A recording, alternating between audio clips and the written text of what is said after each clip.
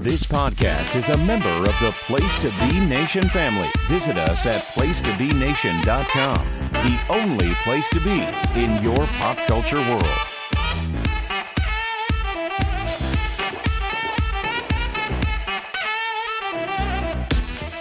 Welcome to the NBA Team Podcast. I am one of your co-hosts, Andrew Riche. I am joined by Adam Murray. Adam, we are now past that All-Star break. We have finally entered March, whatever you want to call it at this point. It doesn't feel mad. I think the only ones that are mad are the fans because they're watching really bad basketball that's interspersed with the very slight touch of really good playoff intensity regular season basketball between teams that are actually trying to win. We are interspersed with just March sadness and just really, I like as that. I had mentioned in the little bonus episode I dropped, it's hard when you have 8 teams that are blatantly, there's a fine line between tanking and then, well, let's see what this two-way guy we just promoted can do with extended time. But when you have... do you mean the Sacramento Kings when you said that last part? Because that's like the whole team. Oh, I just saw a guy. His name was Daquan Plowden. I don't even know who the hell that is. Two-way got picked up, and there's a difference between let's put the young rookies in to see what they can do, but when you have every team doing that, and then you see like, well, they're playing level. Well, if you're playing level, you kind of don't even stand a chance in the East, because even in the East, nobody's, like we mentioned last week, who we think can move up. And it was, at the time, it was fine with Cleveland until Harden fractured his finger. And then now, well, they're going to be unexciting. And then it's just so... The interesting part there, not to deviate too much from like the big topics, the interesting thing about Harden is that, yes, he broke his thumb. Will he miss most of the regular season? Yeah. I think he's going to try to come back early and play through it, and he is fully anticipating playing the playoff. Is he going to be effective? Yeah, of course he is, because he can pass with his other hand. What I find funny is that the two most dedicated players in the NBA this year are Kawhi Leonard and James Harden. Like, in what planet would that ever have happened? They're actually trying to either play all the games or they're injured and still trying to play through it. Whereas we have Jusuf Nurkic and that ridiculous clown show that is the Utah Jazz. And Jusuf Nurkic, I need nose surgery. I'm out. I'm like, I don't think it was I need nose surgery. It was you should get that nose surgery looked out. We're not going to pick you up, so get the surgery free on our I'm only bringing up the Jazz one because it's now getting to the point where the NBA has to basically do their military inspection, where they go to the clubhouse and they're like, "All right, guys, everybody knows that you're DNPing everybody. Now we're going to bring our doctors here to see how much of this is fake and real." To each their own. Every team's doing this. The Kings, we brought up about how they're ridiculously bad and they're shutting everybody down. And I don't even know who the worst team in the league. The only thing that makes me happy as a Pelicans fan is that I know for a fact the Pelicans are not the worst team in the league. You know why, Adam? Because they actually have their starters playing. Yes, they suck, but at least their starters are playing, which means they actually can win games. Isn't it ironic, don't you think, mm-hmm. that the worst team in the NBA isn't actively trying to tank? They're just completely I'm talking about the Sacramento Kings here, obviously. I know what but you mean. They were buyers at the deadline. They continued to make moves going into this previous offseason, where you have teams like Indiana who are like, look, our star guy is hurt. Our second best guy or third best guy got poached away from us. We have nothing. We're not going to try. Same thing with the Wizards. If we have 10 of our 14 guys are under rookie contracts. The Wizards are another joke. They actually have good young talent. That's the difference. There are so many jokes in there. But do they? Like, I don't want to derail this quite early, but where is that good talent that they were supposed to have?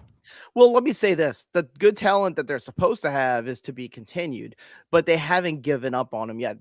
After the trade deadline, they're one of the only teams that have really like tried to retain everyone they've drafted over the last 3 years, including, Koulibaly and Bub Carrington, who was in some Those are the rumors. two names I'm looking at right now. Those are the ones we had talked about early in the season and even the preseason previews going, these are the two guys that need to step up. And honestly, between injuries and just, I guess, the Wizards being the Wizards, neither of them have. So that's a big disappointment, is it not? Well, of course it is. But, you're also competing, quote unquote, with the Nets and the Pacers. The Pacers already got fined, and Rick Carlisle sounded off about his opinion about that. I think Carlisle made some good points, but I also think he was just sort of trying to protect the organization from further punishment by taking the brunt of the criticism It was very bizarre. I don't think it was bizarre, because I think what Carlisle was doing is that he was trying to deflect the attention towards him instead of having the organization being criticized for basically calling a mulligan on the season, which is what they're doing. Let's be very honest. The only thing about the Pacers I've enjoyed is that Jarace Walker actually shows a pulse. So they might actually be able to play him when they have a full roster again. We have a segment that we want to do to talk about the draft lottery proposals, the change proposals. You had talked about it too. And, it was a pretty somber tone. But to be very honest, Adam, I don't blame you, because there aren't a lot of great solutions to it in terms It's of the lottery. desperate. And like we had said, going into the All-Star break, this has been the talk of all season of you have teams tanking. You have your top stars being ineligible for awards for an arbitrary line that appears to be too high. Your good-natured intentions of this double tax line has created this complete mess of teams can't move anything and they can't do anything. So players are slowly getting squeezed. Like the only thing about the standings this year that I'll say, and I'm actually kind of happy that it's going to happen this year, is that even though Detroit and Oklahoma City and San Antonio are kind of running away with good records, they haven't run away that far from the teams below them. So, the Celtics and the Knicks and the Cavaliers are coming up the rear, but they're not that far off. So I don't see any what I like to call planking, which is playoff teams that know they're set in their seeds and they're just going to not play hard for the last 2 weeks. I don't think this year, Adam, that's going to happen. I don't see teams that are going to be on pace for 60 wins other than Oklahoma City. But if you look right behind them, the Spurs aren't that far away. So they're going to have to do, I don't think they're going to give up. I know that Shea mysteriously sat about 9 straight games with an abdominal injury. I think they were just giving him a rest, to be honest with you. If it's not that, it's something else.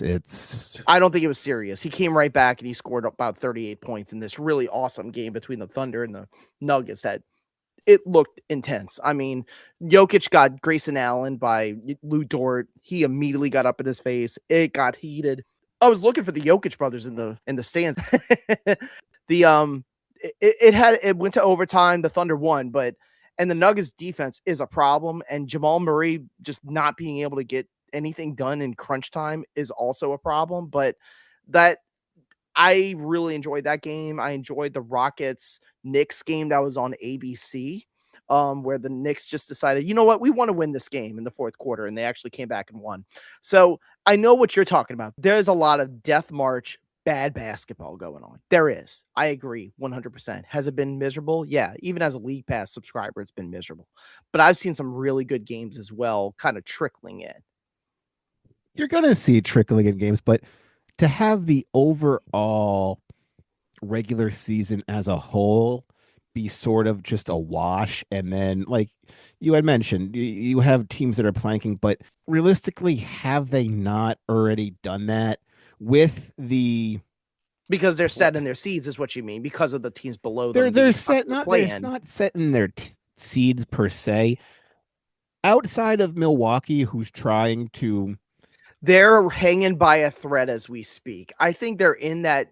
I think March is the month, obviously. But so you have Atlanta might be, yeah. Atlanta might be the only team who seems willing to drop out. And as far as the West, I believe it's already a 5-game difference between I think the West number 10. So that's all set. So you have teams like, let's say, Golden State and who's battling tons of Phoenix, injuries, and like say they Portland play and the Phoenix. Clippers, Right. they know they're not going to be in the top 6 because those seem to be, they're content to be where they are. And you sort of have just a lot of teams on autopilot and not needing to go the extra mile, because what are you really playing for? Like, well, we Right. know we're in the play-in. What is it? Does the 9 versus the 8 seed really matter? I think it also depends too about like where you're at in your playoff journey in terms of like how many years have you been in the playoffs? What's the motivation? Are your stars available? Do they want to win? Are they in a contract year? There's all these kinds of things. Like I think we talked before on different episodes about how I'm sort of kind of quietly rooting for the Blazers to make the playoffs, the play in or the playoffs, because I just want to see how they look in the postseason. I kind of feel bad for the Suns. The Suns were a feel good story all year. Dylan Brooks breaks his hand. I know people will say, well, it's just Dylan Brooks.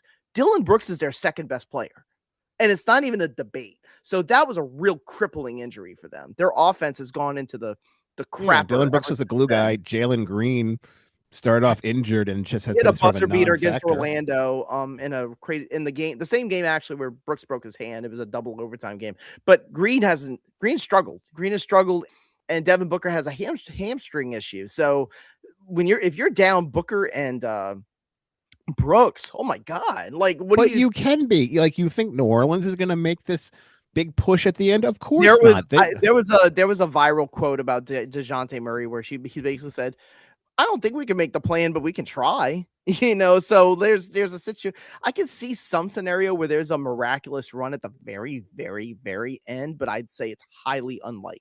I think the Mavericks have punted. That's why you see Cooper Flag not playing. Well, that's why Kyrie said he's going to sit out for the year. There's no reason for him to. Kyrie shut himself down. I will say this. Cooper, they need to be careful, because if he shuts himself down for too long, Concanipple might steal that Rookie of the Year award. The Hornets are on a run. Now, the problem with New Orleans is they're a good 10 games out, and I don't think there's enough to. They're too far, and Kawhi is not missing games. I think he's DNP'd only once in the last 3 weeks, so like he's gonna want to play. He even played in the All-Star game, and he's healthy. He has a whole new team around him, and I believe Garland should be coming back soon, and you have Benedict Mathurin, and that's a little bit of excitement for a team that had no players, no hope, and they've been helped out by the fact that even though he's a much older player who's been a journeyman, Chris Dunn's actually been a serviceable point guard with James Harden having been shipped out.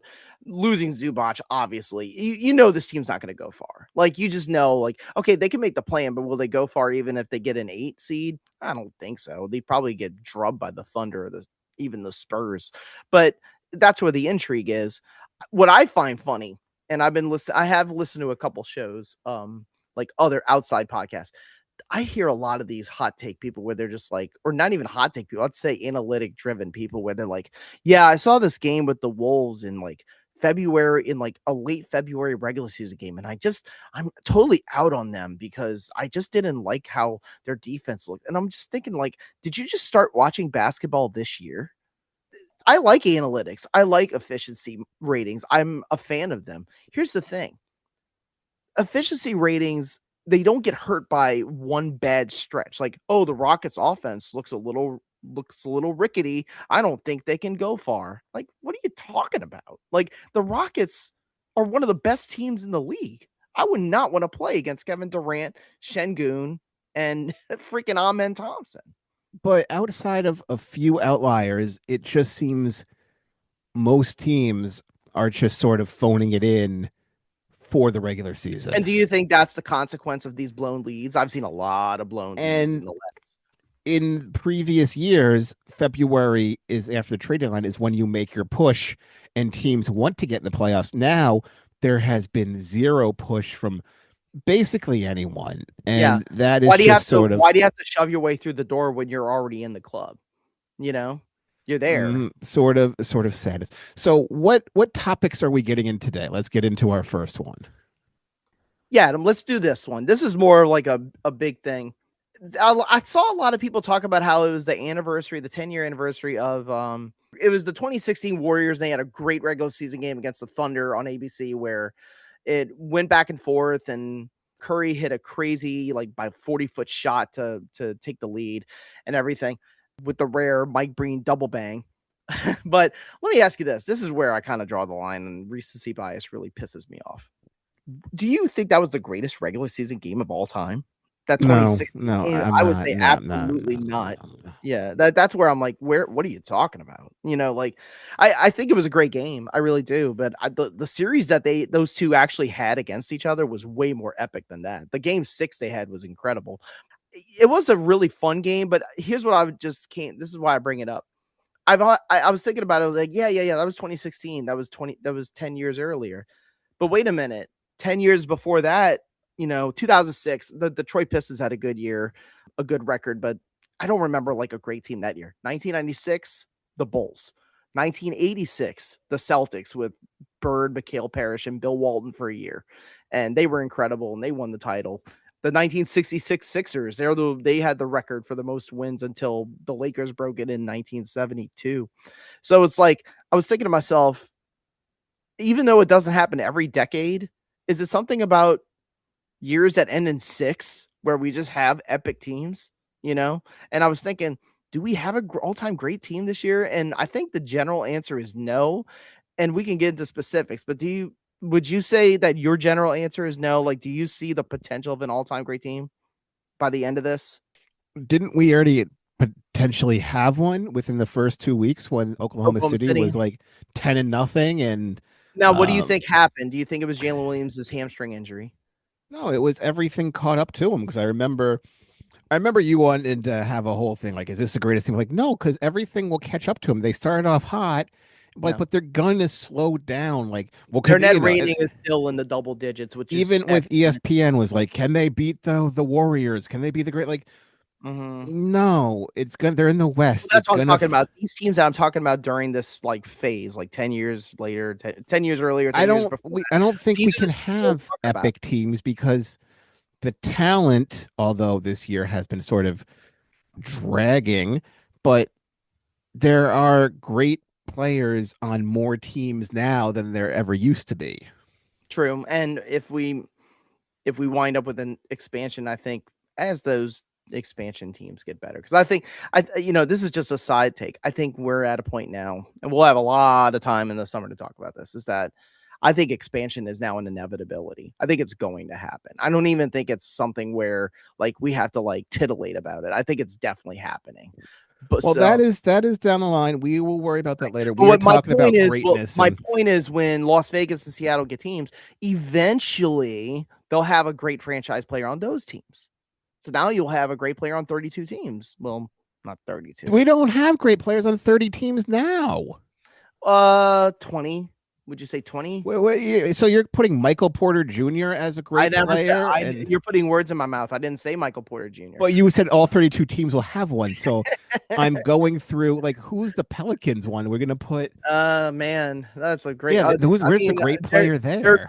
Derek Queen will be. He sort of hit a rookie wall, though, didn't he? He did.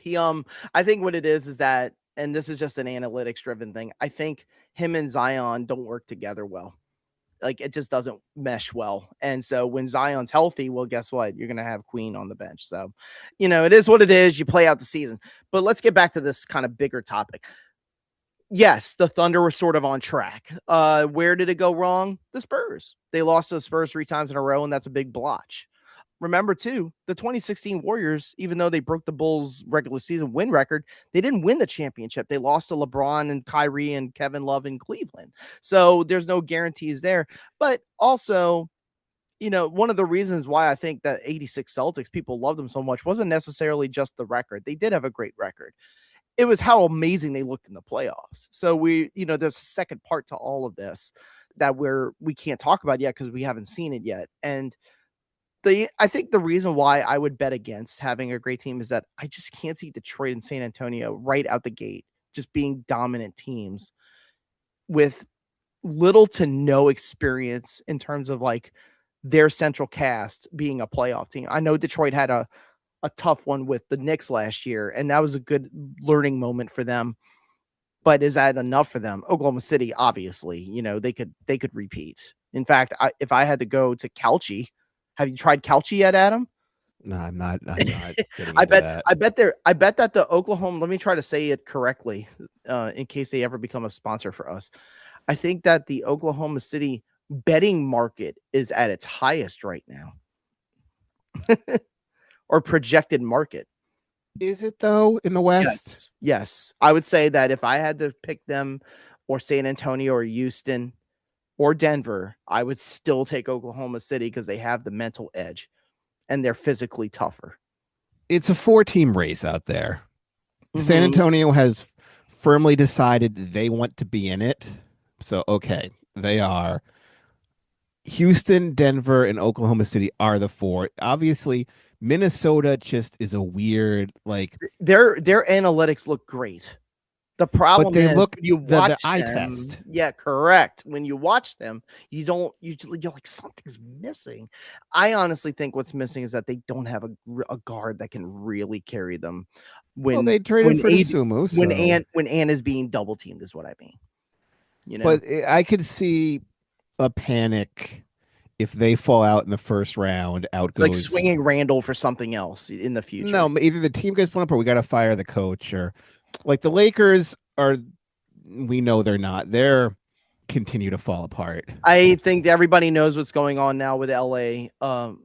Meaning the Lakers. The Lakers are keeping their powder dry, to steal a phrase from Mitch McConnell, until the summer, because then they'll splurge and spend. Because remember, the new owner of the Lakers also owns the Dodgers, who is the master of deferred payments.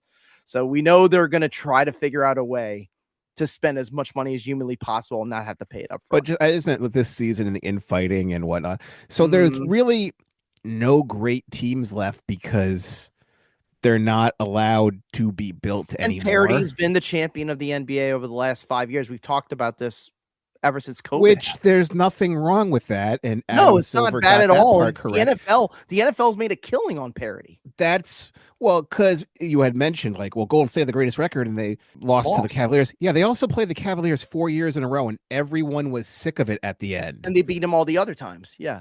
But nobody, the fourth rematch, everyone was, we're done with this. We don't want to see these two teams again. Yes. And you know what's funny? Other than the Celtics, I don't think anyone's been there more than once. Am I correct? Or am I missing a very obvious one? Like teams that made the finals. I think the Celtics are the only one that went there more than once. I don't know off the top of my head. But I think that is. It had nothing to do with the current year we're on or the current numerology or any tinfoil hat number.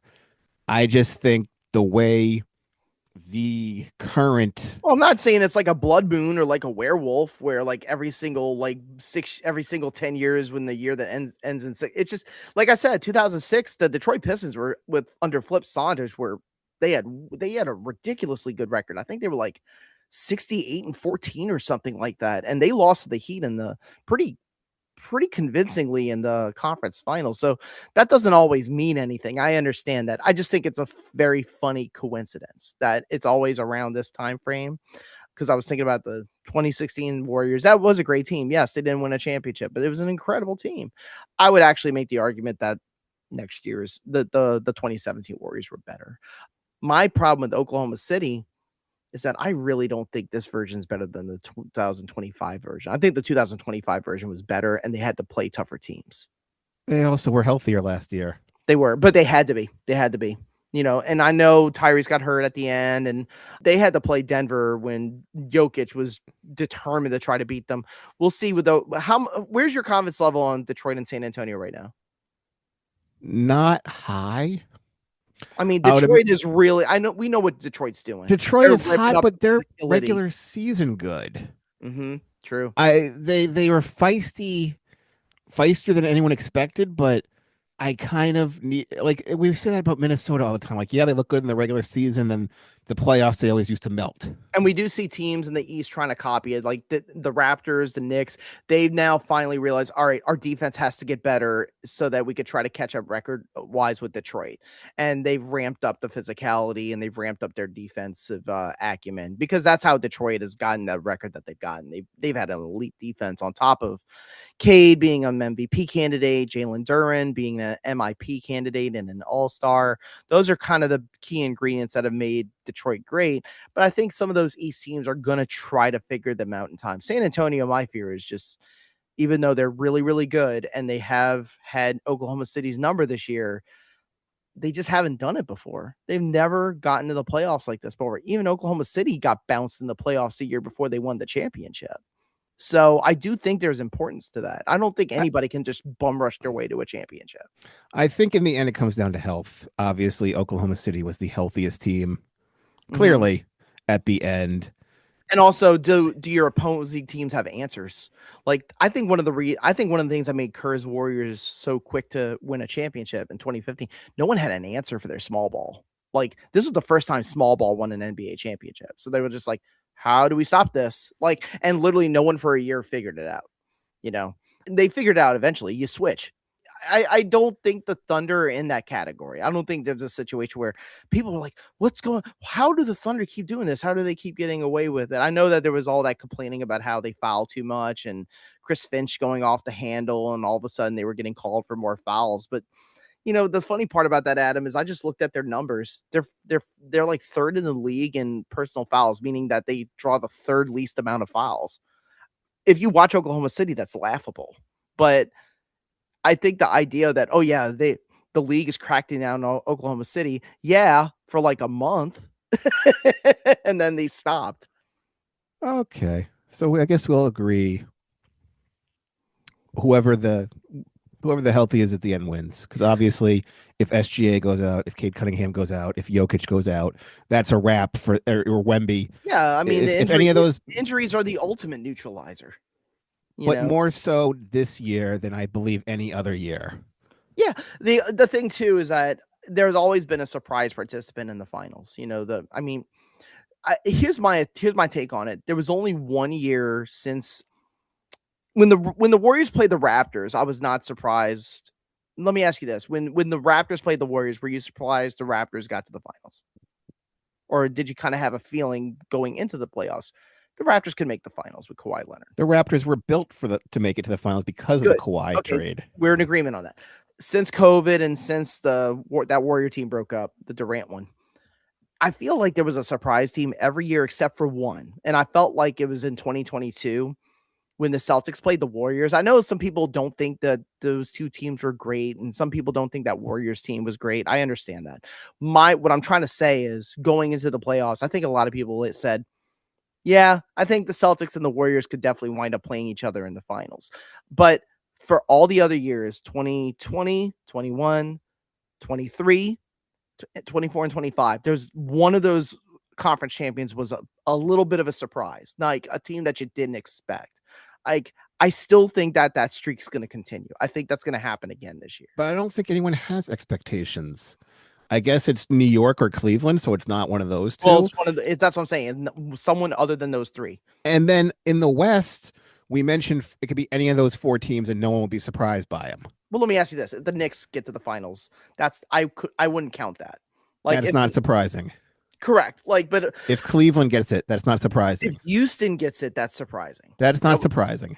You don't think so? I would think Houston, with not having any elite guard at all, would be surprising. I mean, but I know the metrics. But the way they are playing 80s ball right now, and the fact that they traded for Durant and they made these moves to do it, I do not see that as surprising, as they presented themselves as, okay, we're going to be in for this year. The same thing with Denver. And if you see, if you've been looking at Kevin Durant's leaked group chats, one of the most harmonious teams. Incredible team chemistry. The only, I guess, surprising would be the Spurs if they made it to the finals, because I believe the consensus was, oh, they're next year's team. If they're going to take one more year off. If they do this, I would put them in the same category as the 95 Magic, and the 2012 Thunder, where I'm like, it's not that they were super young. The Thunder, when they won last year, were super young. What I mean is like they just immediately go from 0 to 100. Like it just doesn't happen that often. But I'm just kind of looking to see like, or do we have potential for a great team as we go down the line? I would bet against it this year, even though like the Blood Moon says we're gonna have a great team because it's a year that ends in 6. I just don't see it. I guess we'll have to wait and find out. Right. So what is our next topic we have? Yeah, let's talk about this damn lottery. Adam, why doesn't it work? Why are we trying to change it all the time? I spent way too much mental energy on this. And then You know who else did? You know who else does? Every GM not named Sam Presti, because they're jealous of him because he's the only one who actually figured it out. He cracked the code. I don't think he figured it out. He just says I'm willing to take every deal, and he hit a couple times. Well, that's the thing, is he needs to hit on his picks, which the same thing with Memphis's GM. He hit on his picks, and look at Brad Stevens and Danny Ainge, who fleeced Brooklyn. If it worked for the Clippers, these would all be late lottery picks. Like that's why Utah tried to copy it, saying we'll take all your things. However, Minnesota's still good. So what good are you getting the 25th pick? You know what Utah was betting on? And I know that this is like sort of this is part of the big topic that we're going to discuss with the lottery and all the things that the league are trying to attack in terms of, proposing different things to try to, make it more competitive down the stretch. Utah just realized, Danny Ainge realized, you know what? We're the Utah Jazz. We are like the forgotten stepchild of the NBA. We're also a state where no player is like, and you brought this up in your solo part on the show, is that it's just not a destination team. Like if you look in their history, the last time that a guy really actually went out of their way to sign there was Carlos Boozer, and it was only because of money. Now, Utah does have cap space, and that's amazing. And yes, money does talk, and people will just take the highest deal. But they always were at a disadvantage in terms of luring people in. So how do you get people if you can't lure them? You draft them. So the game plan they had was, all right, we're just going to tank for multiple years on the sly. And if we do it long enough, we'll get enough high picks to find a star. And the problem is, I don't know if it was bad luck. I don't know if it was just not getting number one. I think that was the biggest part, not getting a number one pick. They just haven't found that guy yet ever since they traded Donovan Mitchell. They haven't found their guy. They've had a million picks. And I believe, in my mind, one of the issues with their tanking is, well, they did this last year and that for that draft. And then they did it the year before, and that draft was terrible. So we're at year 3. They've tripled down on the tanking, doing nothing and clearly not getting better. So you got like Detroit was actively bad. And the thing is, in the end, you look at all of these teams. You look at Detroit. Well, you had Cade Cunningham, who was a number 1 pick. You had Thompson, who was a number 5 pick. You had Jaden Ivey, who was a number 4 pick. You had Ron Holland, number 5 and pick. Let me say this about Detroit. They actually did spend, and they did do trades, even though the trades failed, like Blake Griffin. They did make deals where they were bringing people in and spending money. So I'm not trying to say that they were competitive. What I'm trying to say, they were a terrible team. No, I meant what I'm referring to is they had 4 top 5 picks. Houston with Thompson, number 4 pick. You had Reed Shepard, the number 3 pick. Jalen Green was number 2 pick. But Oklahoma City. Look at the one that turned it around. Look at the one that turned it around. Number 1, Cade Cunningham. That was the one that turned it around. Yeah, Cade Cunningham, and even Jabari Smith, number 3 pick. Jabari Smith Jr., the one that Kevin Durant in a private chat called "quote unquote" low key retarded. Let me tell you something about Jabari Smith Jr. He's a really good player. Is he? Yeah, I think Durant is just trying to push him really hard to be great. I don't know. What if your idol says that to you? What happens? Is that one of those don't meet your heroes situations? Kind of. And then Yeah, when But, Kwame Brown and got the Rockets are a great example of exactly what we're talking about. If you want to pivot there, like the Rockets were terrible after they traded James Harden, terrible, and everyone that's what knew I it. mentioned. But John Wall went there, and he could not wait to leave. that was not low key tanking, just being bad. San Antonio, you got Wembanyama #1 pick, you got Steph Castle #4 pick. Some people would Holland. say now the tinfoil hat wearers will say that the Spurs got some favors done. Again, this is 3 years they had picks in the top 4. So how do you fix the lottery system? The one that seems to make sense is don't have, if you win it, you can't be in the top 3 again. Okay. Like if you're like you need. So that's one of the 7 that was proposed. I think Chris Mannix from Sports Illustrated was the one who actually put it out there. I could be wrong about that. This could have been like an article that came out from multiple sources, but there were supposedly 7 proposals. The one you just said was not one of them. That's a good idea, though. You win the lottery, you can't win it again, is what you're saying? You can't. You can't be in the top 3. I would call that the Pat Williams rule, because top 3, top 5. If you're in the top 3 of the lottery, you can't win it. So let me ask you this: do we call that the Pat Williams rule or the Cleveland rule? Because Cleveland got #1 twice in a row, even though that was freaking Anthony Bennett, who was a bust. But did you know that at the time? Did you think like Pat Williams was going to be terrible? Pat Williams was running the Magic, and he got Shaq, and then they won again, and they actually picked Weber, but they traded him for Hardaway. Yeah, they got Penny in the end, but they got 2 #1s in a row, and everybody was upset. Yeah, give some variety for that. Actually, I believe in the end of my episode, I was like, we should just have a tournament. Like the bottom 4 teams have to play for it, and you need to actually win the tournament to. Are you sure your name's not Adam Silver, Adam?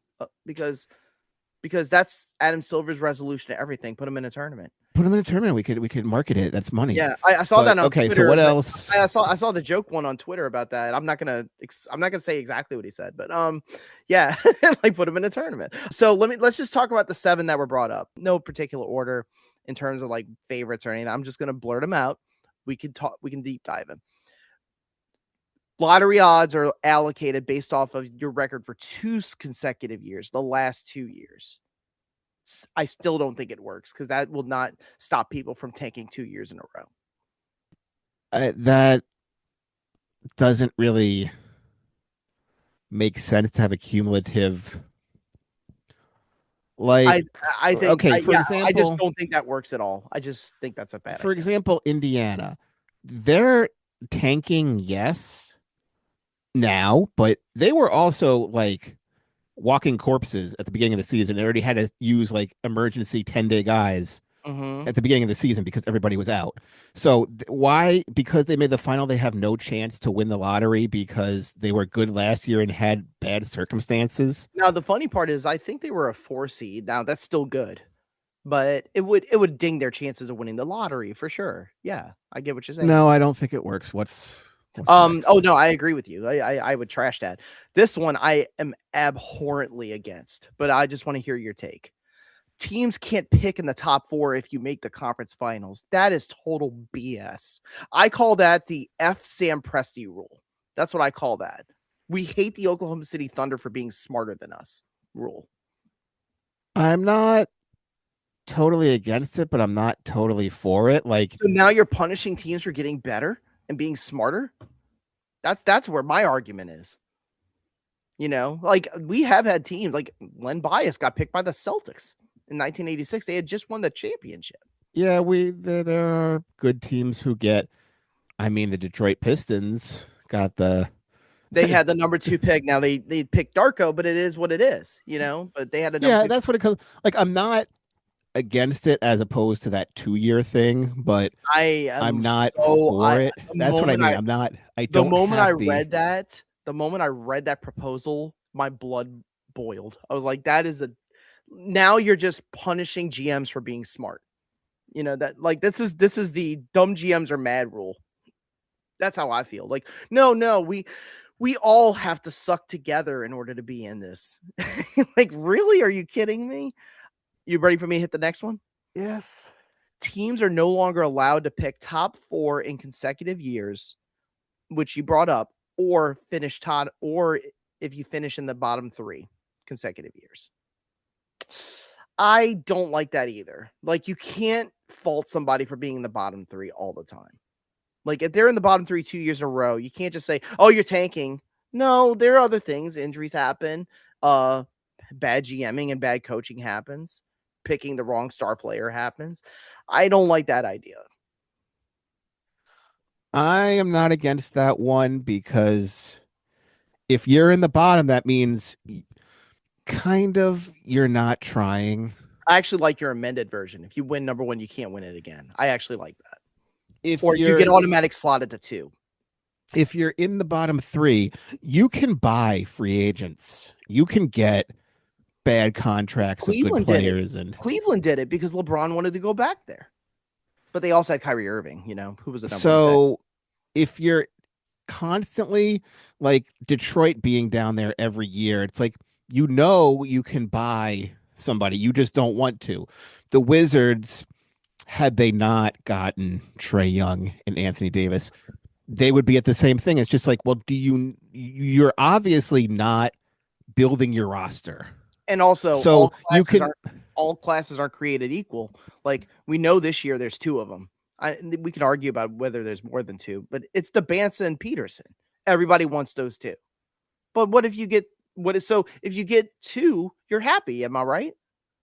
Nobody's ever happy unless they get the number 1, but you still need to hit on it regardless of whomever it may be. But I'm not against this one because there are ways to improve your roster, and just continually being in the bottom 4 for multiple years. That's how the Heat have always done it. They refuse to tank. They refuse to take, and they find undrafted free agents that just fit the system well, and they develop them. But to be fair to the Heat, though, I make it like, oh, they never have good picks. Khalil Ware was a first-round pick. And Jaime Jaquez, I want to say, was late first, or maybe like right outside the 18th or 20th, I believe. Yeah, and he wound up a good player. Like, you do have to be in a position. And Bam was either lottery or right on the fringe. These guys, like, you have to be in the position drafting players. You can't just be completely out of the mix. Like, I think the Clippers are in danger of that because of the Ballmer stuff, like, as in not having picks for multiple years. But that's their own fault. That has nothing to do with this. You ready for the next one? Yep. The lottery odds are frozen at the trade deadline or at a later undisclosed date. This one's okay. Like, I actually think that this is something that you can think about where maybe in early March, you just say, nope, this is it. Like, where you're at is where you're at. Like, I actually support this probably more than all but one. That needs an amendment to it for it to work. However, so that would mean, so all of a sudden Utah is going to, I don't mean to pick on Utah, I'm just using this as an example. So right. Utah is going to phone it in for 4 months, and then they're going to start playing when it doesn't matter. But you would have to imagine that the freeze date is before the season ends. It can't be at the end. So of the what season. What would that mean past the freeze date when nobody has any incentive to play for anything? Well, then players will just have to play unless, I mean, this is a whole nother topic for another day, the Calci crisis coming up where if, like, let's say your odds are it was like being in high school. Remember high school? Like, you'd have your finals and then you still had a couple more weeks. Like, your grades were already in. Yeah. Yeah. Like, I'm done. This is I finished in 7th place. Like, we have the 7th worst odds. It's almost like the NIT in college basketball. Like, why do I need to play? I understand what you're saying. Now, like I said, still a very flawed, like, because here's the thing, an undisclosed date, they're going to find that date really fast. It's just like the drug tests in football. They all find out that would work. They all find out when the piss man's coming, You know how that would work, kind of, but I don't think it would work when I'm talking it through my mind. If they did like NASCAR, and I know you don't know NASCAR rules, but I don't know NASCAR's rules very well at all. They have, I believe, it's like the final 10 races is like a second sprint. So you have to get your points to be in it, like the playoffs. So golf does the same thing. It's called the FedEx Cup. The season is still going, but the top 10 teams are in the playoff chase. So if you had, let's say, 60 games in, that's the cutoff or whatever, the random freeze date. Right around after the All-Star break, right? Have the schedule built to then and just give, home and aways, home and aways, home and aways. And then you could remix the schedule at the end. So you have the bad tanking teams will only get the other bad tanking teams. Mm-hmm. As opposed to, well, look at the schedule. We play 3 tanking teams at the end. Everything's frozen. They have no incentive to even be on the court. The players don't want to play. Adam, do you know what that sounds like? That sounds like you just put them in a tournament. Another tournament before a tournament? Great idea. Well, no, tournament is actually not the worst idea in the world. But like I said, all these are very flawed ideas. Here's the next one. And this one, actually, it's really hard to explain, but it is one that can work. But it would be very hard to explain in one segment. Lottery picks that are traded can only be top 4 protected or top 14 plus protected. Basically meaning if you trade it, the team that is getting the pick, they know that pick's going there. You cannot tank your way back into getting it by getting the protection. I understand what they're trying to say. And the 14 plus protection basically means this pick is ours no matter what you do. It don't matter how far you go in the playoffs. This is our pick. I am for that completely. I think nothing. It should all just be. I like it too. What I'm trying to say though, Adam, is that it's just complicated in terms of like what teams will try to do to get around it. You know what I'm saying? Don't think. I think there should be less protections. If you're willing to trade your pick, you should just trade it. Period. Mm-hmm. And not be no more top 10 protections or top 10 protected. If it's not top 10 protected, it turns into 2 second-round picks the following year. No, if you're committing to trading your first pick, make it top 5 protected only, and that's it. So there should be end of conversation. There should be a draft ranking cut line where it's like if you're gonna protect the pick, it can't be just top 1. It can't be 1 through 3. It's 4 or 5, and that is it. So if you're not, that is what you have. If you're not in the top 5, yeah, bam. And the most famous example of this was well, there's quite a few, but the most famous example of this was the Warriors in 2012 when they had I don't know why it happened, but they had a trade where if they weren't in the top 6, they were going to lose the pick, and they basically tanked all the way to get to the 6th pick, which they wound up getting in the lottery, and they picked Harrison Barnes. So that was one of the more famous. Are there any other ones that you think Dallas? Dallas's pick was you're top right, 10 protected, right. So they got Derek Lively out of it. That's true. They purposefully did just not make skirted in. Just make them top 5 only. The Lakers with the Suns when the Steve Nash deal. That's another one I'm thinking of where. So that's what if you're willing to commit to trade your pick, don't be it conveys if it's this, if it doesn't, don't just simple. Your top 5 protected or nothing. Don't offer that pick up.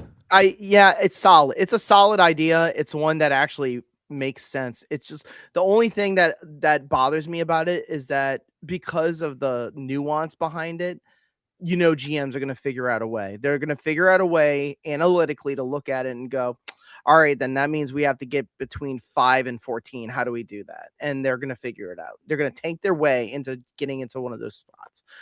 This kind of is similar to something you brought up involving the Dallas tank that they did at the very end in 2020. I think that was 2023. Extend the lottery to include all the play-in teams. That's fine. I don't really think it matters that much other than the last one. If we actually amended it to the last rule change that I'm talking about, then it would matter. But let me just ask you this one first. If you put in all the play-in teams to include in the lottery. No, I want them out. Okay. So like if you make the plan, you can't make it at all. So you know what that means, Adam? That means Dallas wouldn't have gotten Cooper Fleck. Yeah, and Atlanta wouldn't have won their pick. Yeah, you're right. They wouldn't have gotten Riche because they were 10th. Yeah. Yeah. But that also lessens the field. I mean, does that matter to you? I mean, that brings it down to 8, isn't it? That means 8 teams make it, right? Yeah. Okay. So, and if you can't be in the top 4 or 5 of that, your pick should not be protected. And that way, like again, if you give an arbitrary cutoff date, okay, these 8 teams are out of the playoffs. That's just a simple tank line. Like You don't want to be in the playoffs. You're in the lottery. That's it. You can't move on. There's no chance. And Thanks for some of these playing. playing teams, some of these playing teams are pretty bad. Like some of these playing teams are pretty bad. So I think one of them teams that made the play-in last year was the Kings. Are you saying the Kings can't make the lottery because they wound up Correct. getting suckered into the play-in? Correct. Yeah. I mean, it's just I understand what you're saying. But what might happen as a consequence is that we're going to get even more tanking so that teams will try to stay out of the 10. You know? So now we're going to have these regular season finales where teams have no intention of winning because they do not want to play in the play-in. But you shouldn't be rewarded by making the playoffs, because we've seen Miami go from the play-in and expanding the play-in should not happen, and it won't. And I do think the play-in is a good idea. I've been a fan of it since it started, so that should not be changed. In terms of like the number of teams in the play, that should not be changed. I like it exactly the way it is. I'm against it. Why can't you just make it like the tournament? Knockouts? Not like the NFL has 7 teams.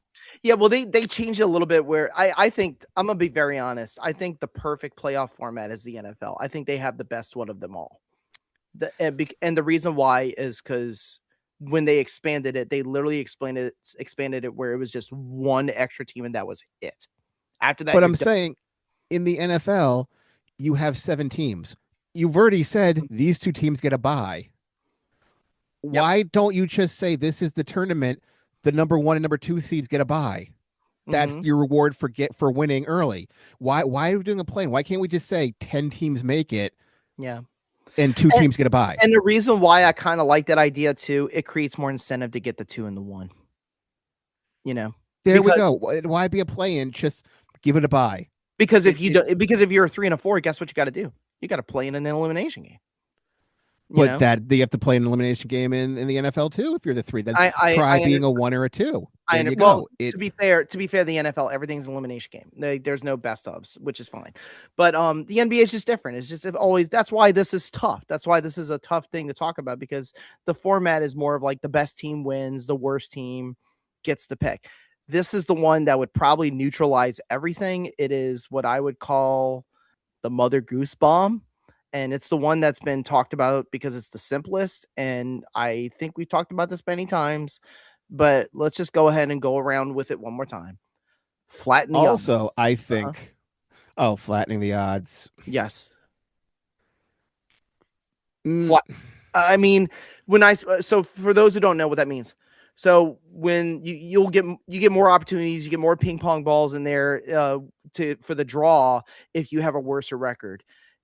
If you get the odds to where everybody has either equal chance or the worst team has not a 30% chance, but more like a 10% chance, then the likelihood of a team that was 8th best or 8th worst or 10th worst, they have just as good of a chance of winning it. So being 1 through 10 is the only thing that's important. Being the worst team doesn't matter. You know what? I like the NHL's rules for their lottery. Explain that to me, because I don't know it. I believe you can only go up 10 positions if you win it. Okay. So that way we don't have, outside of, let's say, Oklahoma City somehow getting it, even though they're kind of not going to, because the Clippers have sort of risen up. But if you have a team who is, if you have, let's say, Chicago or Milwaukee who jumped to number 1 because they're let's say 10th place and they went, like, they should just, you could only move up X amount of spots if you win it, period. We can't have the middle class of like Dallas. So let me get this straight. You win the lottery, but you don't get the number 1 pick. That's what you're trying to say. You could only, you leapfrog, let's say 5 or 6 teams. You move up 6 spots and that's it. So it's tiered. Kind of tiered. Yes. All right. And the worst team gets the number 1 pick. Yes. Okay. Because that wouldn't stop every team. Every team can't be the worst team. So based off of like listening to I'm not saying that your logic's flawed. It's good. It's solid logic. There is no solid logic. There's no flawed logic. Everything is just all conceptual. But I can follow a narrative based off of how you've been talking about all the different proposals. What it sounds like to me is that your idea is we either put them in a knockout format to earn it, or you tier it so that the worst team gets it and they can't fall no farther than third. Kind of. And then you're out of it for the next year or two. And that if you want to jump in it, and if you're the fourth worst, you can't. Yeah. Okay, Houston, you got Jalen Green. You can't be back being in the top 3 next year. That's how Houston got Yao Ming. They were last. They had the least odds, and they got Yao Ming. San Antonio, you got Wembayana. You can't be getting the number 4 pick the following year and then the number 2 pick afterwards. Like, you have to. You want it. Okay, somebody else has to get it. I like the idea that the number 1 pick winner can't win it again. I actually like that idea. We do this we literally have a rule called the Ted Stipend rule, because Ted Stipend used to run the Cavs and he didn't want to win. He just gave away picks just to have the team and get league revenue. And they literally said, you can't trade. That's why you can't trade first round picks 2 years in a row. You have to trade. You have to give up swaps in between, because you can't officially give them up like that. I like the idea of like, well, you can't just keep winning the number 1 pick over and over again. You know, Cleveland won 3 in 4 years. And, exactly. We need to. And I didn't think that was fair. I didn't think that was fair. Either way, I think things are coming to a head where. So you think something's going to change? Something will change. Well, if expansion comes, you have 2 new bad teams in there whom aren't going to be not tanking, but and a team, and you know what? I can actually just make this very quick, and we could probably do this as a topic another day. One of these teams in the West has to go to the East. We could talk for another whole show about which ones, but one of them has to go to the, because we have lots of things to talk in other shows, because I believe that is our time today, sir. Yes, we flattened the odds, and now our time is up. All right. So for Andrew Riche, I am Adam Murray. Have a good one.